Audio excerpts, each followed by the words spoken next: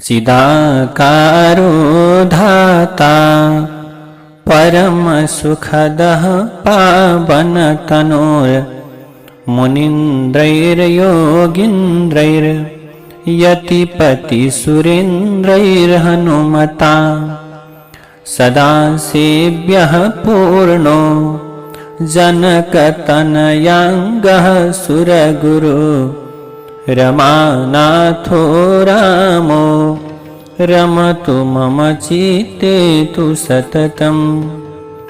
यसरी मूर्छित भएका राजा दशरथ होशमा आइसकेपछि रामले पठाएको सन्देश विस्तारमा सुन्ने अभिप्रायले उनले आफ्नो सारथी सुमन्त्रलाई बोलाइसकेपछि सुमन्त्र अथवा रामकै शोक र चिन्तामा निरन्तर डुबिरहेकाले ज्यादै शोकाकुल भएका राजा दशरथका अगाडि सुमन्त्र हात जोडेर उभिए। जसरी जंगलबाट तत्कालै समाएर ल्याएको हात्ती आफ्नो बथानको अधिपतिको चिन्तन गर्दै लामो लामो सास फेरेर ज्यादै पीडित हुन्छ, दुखी हुन्छ, व्याकुल हुन्छ, त्यसैगरी वृद्ध राजा दशरथ रामका लागि ज्यादै पीडित हुँदै लामो लामो सास फेरेर उनैको ध्यान गर्दै व्याकुल भएका थिए। त्यस समयमा राजा दशरथको समग्र शरीर धुलै धुलो भएको सारथी सुमन्त्र आफ्नो अगाडि उभिरहेको देखिरहेका छन्। आज अत्यन्त उनका आँखाबाट आँसुका धारा बगिरहेका हुनाले उनी ज्यादै चिन्तित र दुखी देखिन्छन्, व्याकुल देखिएका थिए। यसै समयमा राजाले ज्यादै दुखी हुँदै अत्यन्त करुणमय स्वरमा भन्दछन्, राम कहाँ गएर रुखको फेदमा बसेका होलान् अनि ज्यादै सुखमा हुर्किएका उनले के खाए जो दुख भोग्न योग्य छँदै छैनन्। उनी रामलाई ज्यादै ठूलो दुख आइलाग्यो अनि जो राजाका लागि उचित ओछ्यानमा सुत्नका निम्ति योग्य छन्। आज ती मेरा छोरा राजकुमार राम अनाथ जस्तै गरेर भुइँमा कसरी सुते होलान्, जसले यात्रा गर्दाका समयमा उनका पछाडि पछाडि पैदल रथ र हात्तीमा सवार भएका सेना हिँड्थे। ती राम मनुष्यविहीन वनमा कसरी बसेका होलान्, जहाँ अजिङ्गर सर्प बाघ सिंह सहित हिंसक पशु घुमिरहेका हुन्छन्। त्यो वनमा सीता सहित मेरा दुईवटै पुत्र कसरी बसी होलान्। ती सीता सहित मेरा दुईवटै छोरा रथबाट ओर्लिएर पैदल कसरी गए। हे सुमन्त्र, तिम्रो जीवन धन्य भयो सुमन्त्र, किनकि जसरी दुवै अश्विनी कुमार मन्दराचल पर्वतको वनमा जान्छन् त्यसै गरी तिमीले वनभित्र पसिरहेका मेरा दुईवटै छोरालाई आफ्ना आँखाले स्पष्ट देख्ने गरी त्यो प्रकारको अवसरलाई प्राप्त गर्यो। हे सुमन्त्र, हे मन्त्री, यहाँबाट गएर वनमा पुगेपछि अब रामले तिमीसँग के भने, लक्ष्मणले के भने, सीताले के सन्देश पठाएकी छन्, बुहारीले तिमीले राम बस्ने सुत्ने र खानपिनको व्यवस्थाका विषयमा के भएको छ यथार्थ रूपमा मलाई बताओ। भनिसकेपछि जसरी स्वर्गलोकबाट झरेका राजा ययाति सत्पुरुषहरूका बीचमा आइपुगेकाले सत्सङ्गको प्रभावले फेरि सुखी भएका थिए, त्यसै गरी तिमीबाट आफ्नो पुत्रका विषयमा यथार्थ रूपमा सुनेर म ज्यादै आनन्दित हुनेछु। राजा दशरथका यस्ता प्रकारका कुरालाई सुनेपछि सुमन्त्रले आँखाबाट आँसुका धारा बगाउँदै आज दशरथसँग भन्दछन्, रामले निरन्तर धर्म पालन गर्दै दुवै हात जोडेर शिर निहुराउँदै भन्नुभएको छ, हे सुमन्त्र, तिमीले मेरो पितालाई मैले उहाँका दुवै चरणमा प्रणाम गरेको सन्देश सुनाइदिनु तथा राजभवनमा भएका सबै माताहरूलाई म ज्यादै आनन्दित रहेको समाचार सुनाउँदै उहाँहरूलाई पनि प्रणाम गरेको छ भन्ने सन्देश सुनाइदिनु। रामले भन्नुभएको थियो, हे दशरथजी, यसपछि मेरी आमा कौशल्यालाई मेरो प्रणाम सहित म सकुशल रहेको सन्देश सुनाइदिनु। यसै गरी तिमीले मेरी मातालाई सन्देश सुनाउने सिलसिलामा भनिदिनु। हजुरले सधैँ एकाग्रतापूर्वक धर्ममा लाग्दै आफ्नो सामर्थ्य अनुसार अग्निहोत्र गरिरहनु। हाम्रा लागि राजा दशरथ देवता जस्तै भएकाले हजुरले ह्यामा उहाँका चरणको सेवा गरिरहनु। हजुर मुख्य पटरानी भएको हुनाले हजुरले अहंकार र घमण्डलाई परित्याग गरेर सबै माताहरूसँग मिलेर बस्नु। हे आमा, त्यस्तै गरेर जसमा राजा दशरथ ज्यादै आसक्त हुनुहुन्छ ती कैकेयीको कहिले अपमान नगर्नु। हजुरले भरतसँग राजाका लागि उचित व्यवहार गर्नु। हे कौशल्या, हे माताजी, राजा सानो उमेरको भए तापनि उहाँहरूलाई आदर गर्न योग्य हुने भएकाले हजुरले राजधर्मको ख्याल गर्नु। भरतलाई पनि म सकुशल रहेको सन्देश सुनाइदिँदै मेरो तर्फबाट उहाँसँग अथवा ती भरतसँग भन्नु, तिमीले सबै माताहरूप्रति न्यायसङ्गत व्यवहार गर्नु भरत। यसै गरी उनलाई सुनाउनै पर्ने कुरा के छ भने, युवराजको पदमा राज्याभिषेक भएपछि पनि तिमीले राजसिंहासनमा बसेर आफ्नो पिताको रक्षा र सेवा गरिरहनु। भरत मेरो भाइ राजा ज्यादै वृद्ध भएको हुनाले उहाँलाई राजसिंहासनबाट ओह्राल्न उचित हुँदैन। यसकारण तिमीले हे भरत युवराजको पदमा रहेर आज महाराज दशरथको आज्ञा पालन गर्दै आफ्नो जीवन निर्वाह गर्नु, यो नै राम्रो हुनेछ भनेर रामले सन्देश पठाउनु भएको छ। अब यसपछि रामले आँखाबाट आँसु बगाउँदै भरतलाई सन्देश पठाउने सिलसिलामा के भन्नुभयो भनेर सुमन्त्रले सुनाउँदै हुनुहुन्छ। दशरथजी भरतलाई सन्देश पठाउने सिलसिलामा राम रुँदै रुँदै भन्नुभयो, हे भरत, रामको सन्देश आज सुमन्त्रले सुनाउँदै हुनुहुन्छ। हे भरत, तिमीले मेरी आमालाई आफ्नै आमा सम्झिनु, आफ्नै माता सम्झिनु। मसँग यसो भनिसकेपछि रामले ज्यादै तीव्र गतिमा आँखाका धारा बगाउन थाल्नुभयो, आँखाबाट आँसुका धारा बगाउन थाल्नुभयो दशरथ।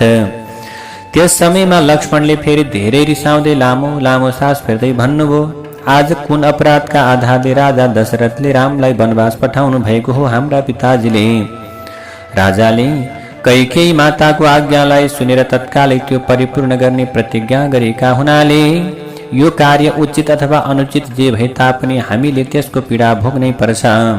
कैकेयीको लोभ अथवा राजाले दिएको वरदान जुनसुकै कारणले आज रामलाई वनवासमा पठाउने निर्णय गरिएको भए तापनि मेरो दृष्टिमा त्यो पापै हो। लक्ष्मणले भन्नुभएको थियो। सुमन्त्रले भन्नुहुन्छ, रामलाई परित्याग गर्नुपर्ने कुनै उचित कारण देखिरहेको छैन। यसै गरी बुद्धिको अभाव अथवा तुच्छताका कारणले उचित अथवा अनुचितका विषयमा कुनै विचारै नगरेर जुन रामलाई वनवास पठाउने कार्य गरेर शास्त्र विरोधी कार्य आरम्भ गरिएको छ, त्यो अवश्य पनि ज्यादै निन्दनीय र दुःखदायक हुनेछ। मैले यस समयमा राजामा पिताको भाव देखिरहेको छैन। आज भन्नुभएको थियो लक्ष्मणले, अब राम मात्र मेरा दाजु, स्वामी, बन्धु बान्धव र पिता हुनुहुन्छ, जो सधैँ लोकको कल्याण हुने, लोकको उन्नति हुने कार्यमा मात्र लागिरहेकाले सबै मनुष्यका प्रिय पनि हुनुहुन्छ मेरो प्यारो दाजु राम। आज त्यस्ता ती रामलाई परित्याग गरेर आज हाम्रा पिता दशरथले पाप कर्म गरेका। त्यसैले लक्ष्मणजीले भन्दै हुनुहुन्थ्यो, यो आज पापै कर्म गर्नुभयो मेरा पिताजीले, यो पापै हो। अब प्रभु यस्ता प्रकारबाट जो सधैँ लोकको कल्याण गर्ने कार्य गर्नुहुन्थ्यो त्यस्ता पिताजी आज रामलाई के गर्नुभयो? परित्याग गर्नुभयो।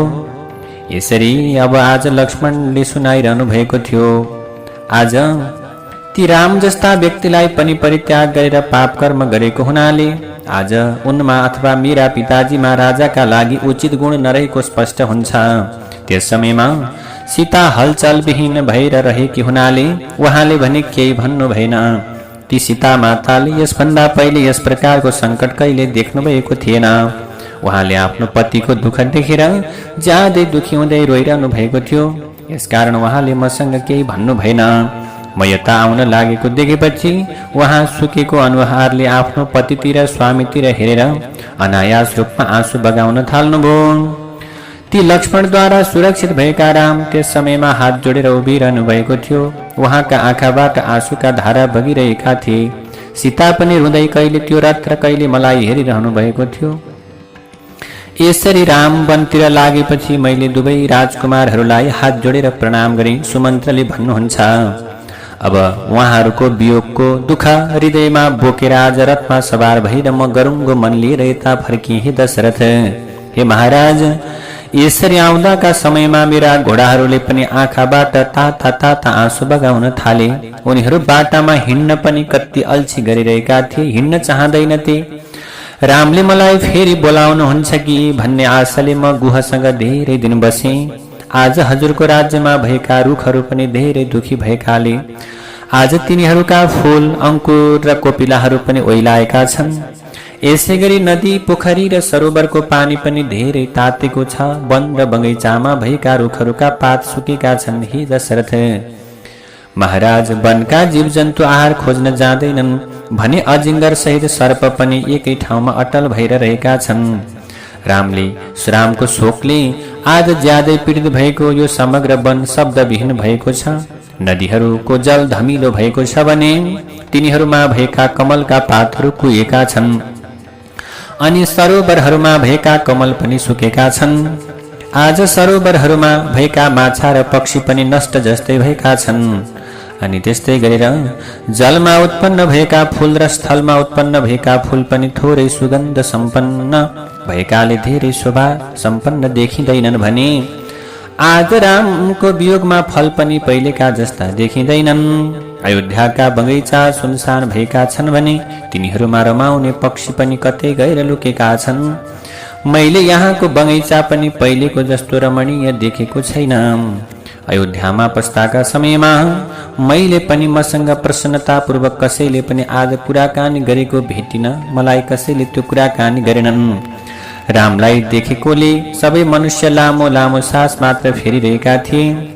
यसै गरी सडकमा आएका मनुष्य राजाको रथ रामलाई छोडेर आएको देखेर टाढैबाट आँसु बगाइरहेका थिए। कोही बारदलीमा राजदरबारमा राजमहलमा बसेका व्यक्तिहरू पनि त्यहाँबाट आज मैले खाली रथ आएको देखेर ज्यादै दुखी हुँदै हाहाकार मचाइरहेका थिए।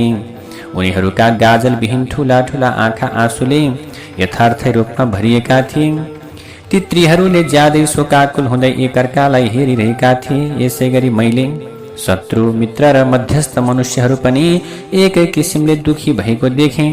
अयोध्यामा भएका सबै मनुष्यहरू हर्षले विहीन भएका छन् भने यहाँका घोडा र हात्ती पनि ज्यादै दुखी भएका छन्। समग्र नगरले धेरै शोकाकुल हुँदै विलाप गरिरहेको छ। हे राजा दशरथ, सुमन्त्रका यस्ता कुरालाई सुनेपछि राजा दशरथले भन्दछन्, जो पापी कुल र पापमय देशमा उत्पन्न भएकी छन् तथा जसको विचार नै पापमय छ, ती कैकेयीको कुरा सुनेर मैले सुझाव दिन ज्यादै कुशल पुरुषहरूसँग बसेर यस विषयमा कुनै विचार र विमर्श पनि गरिन। यसरी मैले आफ्ना सुहृदय मन्त्री र वीरका ज्ञाताहरूसँग पनि कुनै छलफल नगरी मोहको वशमा परेर आज एउटी श्रीमतीको चाहना पूर्ण गर्ने सिलसिलामा अनायास रूपमा आज अत्यन्तै अनर्थमय काम गरे। मलाई दुःख लागिरहेको छ। यो नभई नछाड्ने विपत्ति यो कुलको विनाश गर्ने सुनिश्चित छ। यो विपत्तिले त्यसैले यदि मैले कुनै समयमा तिम्रो थोरै मात्र पनि उपकार गरेको छु भने हे सुमन्त्र, तिमीले मलाई तत्कालै राम भएको ठाउँमा पुर्याइदेऊ। मेरो मनले आज तत्कालै रामलाई हेर भन्ने निर्देशन दिइरहेको छ। यदि आज पनि यो राज्यमा मेरो आज्ञा पालन हुन्छ भने तिमी मेरै आज्ञा अनुसार रामलाई वनबाट फर्काएर यहाँ ल्याऊ। हे सुमन्त्र, तिमीले त गएर छोडेका छौ, ठाउँ पनि देखेका छौ। आज दशरथ विलाप गर्दै हुनुहुन्छ, किनकि अब म बिना राम दुई घडी पनि जीवित रहन सक्दिन। हुन त अहिलेसम्म राम धेरै टाढा पुगिसकेका होलान्। यसकारण मलाई रथमा राखेर चाँडै राम भएको ठाउँमा पुर्याइदेऊ। ती राम र सीतालाई देख्न पाएँ भने म जीवित रहन सक्दछु, अन्यथा मेरो मृत्यु सुनिश्चित छ। मैले यो मृत्यु हुन लागेको समयमा पनि रामलाई देख्न नपाउनु ज्यादै दुःखदायक कुरा हो। हे सुमन्त्र, म रामको वियोगका कारणले जुन शोकरूपी समुद्रमा डुबिरहेको छु त्यो मैले पार गर्न आज असम्भव छ। रामको शोक त्यो समुद्रको ज्यादै तीव्र वेग हो भने सीताको वियोग नै त्यसको दोस्रो किनार हो र लामो लामो सास त्यहाँका लहरा र ठुल्ठुला भवराहरू हुन्।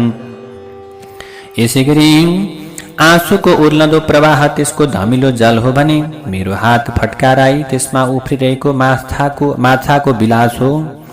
यो रुवाई चाहिँ त्यसको डरलाग्दो गर्जना हो। यी फिजिएका केस त्यसमा उपलब्ध दलकचु हुन् भने कैकेयी ज्वालामुखी हुन्।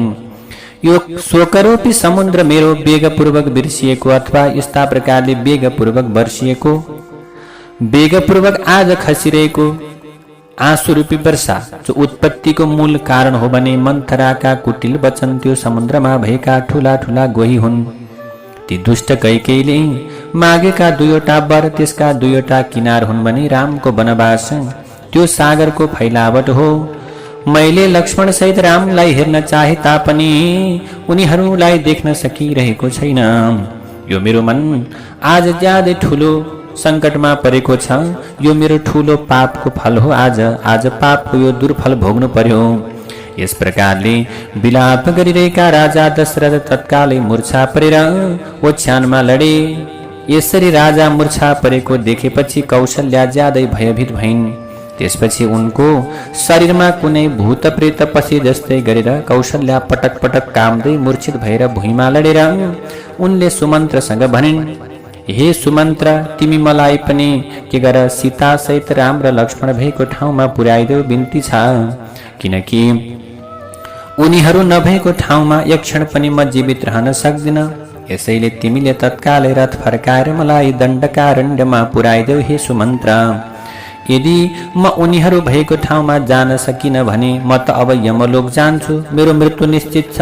कौशल्याका यस्ता कुरालाई सुनेपछि सुमन्त्रले हात जोडेर उनलाई सम्झाउने सिलसिलामा भन्दछन्, हे कौशल्या माता, हजुरले यो शोक मोह र दुःखबाट उत्पन्न भएको व्याकुलतालाई परित्याग गरिदिनुहोस्।